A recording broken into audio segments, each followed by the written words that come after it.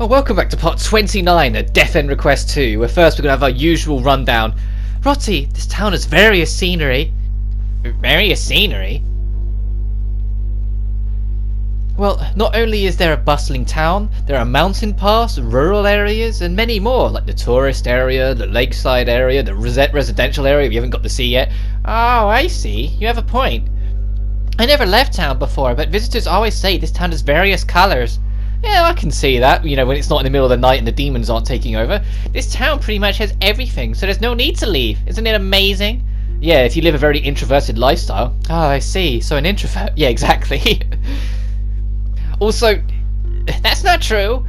Also, you're going to hear me be in a bit of a better mood just because this is the last vaguely upbeat part. And I know I say that with like a tin of this game's not very upbeat. But last upbeat part of the main story we're getting. So my, what is it, Liliana? What would you do if I said I liked you as much as Rotty does? That makes me happy. Thank you, Liliana. What? You're acting totally different with me. I also want to talk about something about Rotty and Mai as well. That happened like literally last night, which is pretty cool. You're just so loud, so I don't like it. What? But I'll save it for when we're actually dungeon crawling in a few minutes. Rotty, I didn't expect this, but you're quite the chef. That sounds a little backhanded, but sure, I'm sure she'll appreciate it. I don't like how you said you didn't expect it, but yeah, I'm good. Right, Rotty isn't just good at cooking, but baking too. Totally unexpected. It's like, alright guys, I'm gonna be good at something. Oh, you're good at baking too? I'd love to try it someday. Yeah, I'd love a scene in the next game of like Rotty just baking a cake or something and the others liking it. Just have something a bit more wholesome, please. I can't wait. For the sake of these characters. Oh, a save point. Hurry, let's go save her. Hey, mate, it's dangerous, so don't rush things. Yeah, I know, I want to save Shina too, but if we race on, we're just going to a death trap. I know, but at this rate, Shina will. I know, but you have to be calm, or you won't even be able to save her, even if you can, so please. I don't be stuck. You're right. Thanks, Rotty. I've calmed down now. You're welcome. Is that thing? Hang on, let me... Alright, let's go. That thing has jiggle physics. What the fuck? Look at that! Oh. Why does that thing have jiggle physics? Are you okay, Rotty? You're getting old, so don't push yourself. What the fuck? That's mean. Old? That's not true. I still have youth on my side.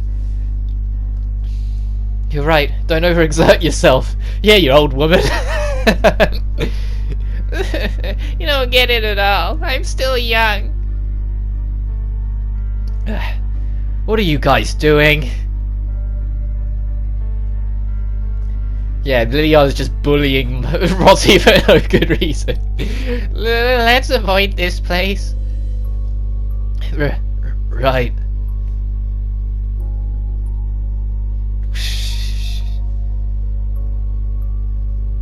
Ah! Ronnie, let's run! Okay! I love how the spooked these two get in this area for some reason. Where are you two going? I went to show you Mr. Piggy. You mean your spider?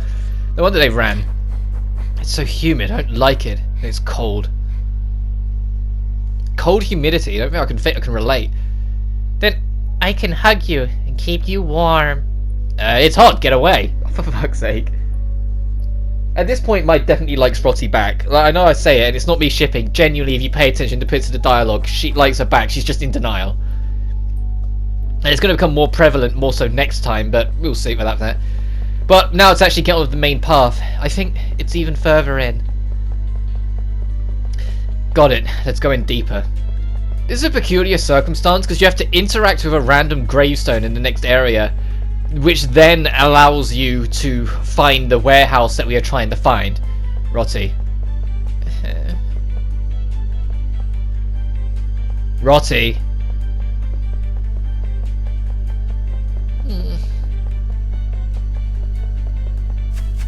Rotty! Huh? What's the matter, Mai? Don't what's the matter, me. Your mind's been wandering this whole time. You never know what's coming, so don't let your guard down. Sorry. She's hurting. Maybe Roti is worried about Headmistress Midra. Yeah.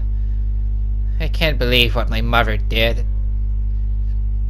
Roti, I know where you're coming from, but you need to face forward now. I'll hear you out later. Got it. If you say so, then afterwards we'll kick back. Yeah, whatever. Do what you have to. Roti's back to her usual self. You're good, Mai. Yeah, I feel for Roti so much, because like she's the only one of the three who still has a family, and that family is beyond not trustworthy. They're not even trying to hide it anymore that Midra is pure evil. She is the main villain for the major majority of this game. It's just working that out is what the part of it is. She's not the end piece, but I'll stop myself there. She's just the main villain for now. But there's a code over here you need to pick up. It's just hanging to the right wall, 62614. And it's like I said, all the codes are always the same, so if you're speed running, you don't need to interact with them if you know them in advance. But, yeah, to talk about what I was talking about, last night, where it was 5 PM if you're in the US, Central Time, but for me, being in the UK, it was at midnight, Idea Factory International, which is the Western team that translates all these games, did a live stream with Mai's actress Ryan Bartley and Roti's actress, the beautiful, lovely Deneen Melody. And that's not me. I know I've just said that out loud. That's not me dogging on Ryan Bartley. Ryan Bartley's awesome too. I adore Deneen Melody as a human being. I've been a bit of a fanboy of her work for a while, so I'm always going to be like this. It didn't affect why I like Roti so much, I promise. Roti is just a really fun and a lovely character, and the best character in this game, in my opinion. That has nothing to do with like bias that her English VA is Deneen Melody. But anyway, that live stream, it's on YouTube. Just search Idea Factory International. They have the archive up. It's about an hour and 45 minutes long. Watch it if you get the time, and you will feel just how much they love their characters. Especially, well, I say that they both do. I was going to say especially Deneen, but Deneen is more just... Deneen as a person is just a slightly quieter, slowed down version of Roti. Like, she's equally can be a bit too much, a little bit on the nose, but she just exaggerates it when it comes to playing Roti, because that's Roti in a nutshell. So she has like a proper connection with the character because it's just her but more, and you can feel that in every single part of that live stream. Every time she's talking about Roti, she gets excited, and there's a part where they do like a live reading, and when they do a live reading, she keeps on ad-libbing shit on it like the whole time of like what she thinks Roti's actually thinking. And it was so adorable and charming to see just how much the characters, like their actresses, like their actors, like their characters. I think that the monument's position was the same as the mark on the map I had gotten from Iris a while ago.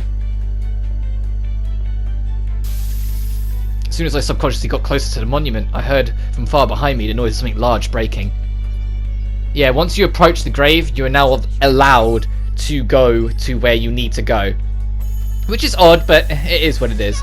But then, like, Ryan Bartley also kind of is like the actress is kind of like Deneen 2.0 or Roti 2.0. Like in real life, she's actually really bubbly and like kind of OTT. And she says that she loved doing the lines against Roti, and she liked it when she got to do the more explosive scenes with Mai, like with the voice actor work, because then she got to be more of herself instead of the more subdued, cool Mai that we get for most of the game, or the cool-headed Mai. And it's like, at one point, like, they're reading lines, and Deneen just went full on into Roti, and like every single line ended with her saying, like, I'll make you love me, Mai, or something like that. And I was just giggling watching the whole thing. It's probably the main reason why I'm in a better mood, because because it was midnight and I was working last night, I watched like the first 10 minutes because I got home from work around the time it started. Here's your optional boss for this area, the air drone. It's not too tough. You can whack this thing around like a nut job. It's just got a lot of health. And I was just giddy watching it. It was so fun. It was genuinely fun to watch, and I can recommend it if you lot of the time. They're a bit unorthodox. If you've ever watched an Idea Factory live stream, they're a lot more lax than a lot of other like professional live streams are, and it's just their nature, especially with COVID where they're all still working from home. Doing all of it over a Discord call, some of it was going to be a little bit wonky. So they're a lot more relaxed than what you might expect for them, but they're good fun. It was a really fun live stream. And it was nice to see them be so natural, and it's like they did a bit near the end where they did it's a scene we've seen, it's one of the optional scenes. It's the one where it's Mai and Rotty, and Mai's asking why is Rossi always so needy, and Rossi goes off on one saying, well, it's because you've got this, you're brave, you're this, and every time she tries to say something, Mai just progressively gets more and more embarrassed. It's before the one where Mai gets angry about it and snaps at Rotty and reveals her past to her about her killing her old man. It's before that one, so we're talking early in the game, like somewhere between part 10 and 15, I assume. But they're doing that one, but they had them voice each other. So Ryan Bartley wasn't voicing her character Mai, she was voicing Rotty, and vice versa. And the whole time, Deneen pretending to be Mai with her her best impression.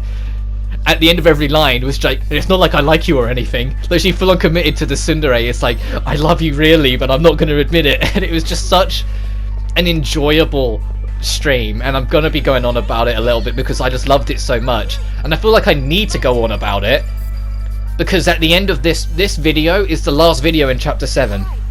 Starting next time, we're going into chapter 8, and as I alluded to last time, chapter 8 is emotionally brutal. It is extremely dark, extremely graphic, very horrific, and just very hard to process. It's some of the hardest shit I've had to process in a video game in a very long time, and that's including very intense horrors and story-driven games. Like, it isn't something on your first run you're going to take easily, so I want this to be upbeat, because the next few parts aren't gonna be. It's not gonna really start to relax and cheer up again until post-game. Like, obviously I'll try and do my best in the commentating when we're exploring the residential area, because that's the only area of town we've yet to go to, so we're going there soon. And the final area of the game, which I won't spoil, like, I'll try and be up there, but the actual cutscene beats, I'm not going to be able to be this spirited, because it won't fit. It's going to get extremely fucking dark very soon. But if you've killed that air drone, and if you've been paying attention, we did pick up another 2 ragged claws beyond the previous marker in this new part of the area. Over here you can also get some SP medicine. There's a new weapon for Liliana you can pick up along the way too, but it's not that great. I think it's like right at the very end of this bit, because it's just a little hill that's just high enough that you can't jump up it. Yeah, this. Actually, I think you can jump up it because the shield that was here is gone now. Yeah, you get the pole gear, and it's like, it's alright, but it's not brilliant. The Enforcer's better, I'd say. Like, for what you sacrifice in your magic attack, you don't get enough in agility and normal attack to really justify it. This save point, it might be an idea to save on a different save file, because going into chapter 8, you'll be spending most of chapter 8 without a full party, and then after that you're locked in the final dungeon until you're done. So this is the last real chance to have a full team and complete freedom. But when you're ready, run up to this flag. That's strange, I don't see any of the cultists anywhere. You're right, they said they're guarding this area. How creepy. They might be hiding to keep watch. I don't know, but if we don't consider all the possibilities, he'll spell trouble. You're right, we should be quick about looking. However, we would never have enough time to search each building one by one. Without any leads, however, it was our only choice. What? Shadow matter! It looks strong. Talk about bad timing. If the cultists were still around, we could have used them to distract the shadow matter. It felt like everything was going bad, and I shook my head. Either way, we have to crush them. Let's go. If we're hurt, we won't be able to help Shina. Okay. Now it's time for our next major shadow matter boss. Now we know that all the shadow matters, like the main shadow matter boss fights, all come from people. Like I said, like the kidnapper was very likely Vina. The succubus was Jitsuba. The mother fairest, or mother theorist, sorry, was Liliana's mother. I wonder if you can work out who Skin Shank is. I won't tell you who it is until the end of next part, because I don't want to give anything away. But the moment I saw Skin Shank, I was like, I think I know who this is. And the reason why I say this The only reason my theory on who I think it is makes sense is if you assume my theory about the kidnapper being Vina is correct. Because Vina died before she became that shadow matter. Vina was killed, and it was just what was left of like her dying body succumbed to the darkness. Like, you know, the fear twisted her mind and became a monster as she felt her last moments. Which is why she became that monster. So if you assume that is what happened, who I think Skinshank is makes sense. But speaking of Skinshank, this boss can actually catch you off guard. The reason why I had Liliana put up the double defense is because you're going to see this thing one-shot a member of the party later on anyway.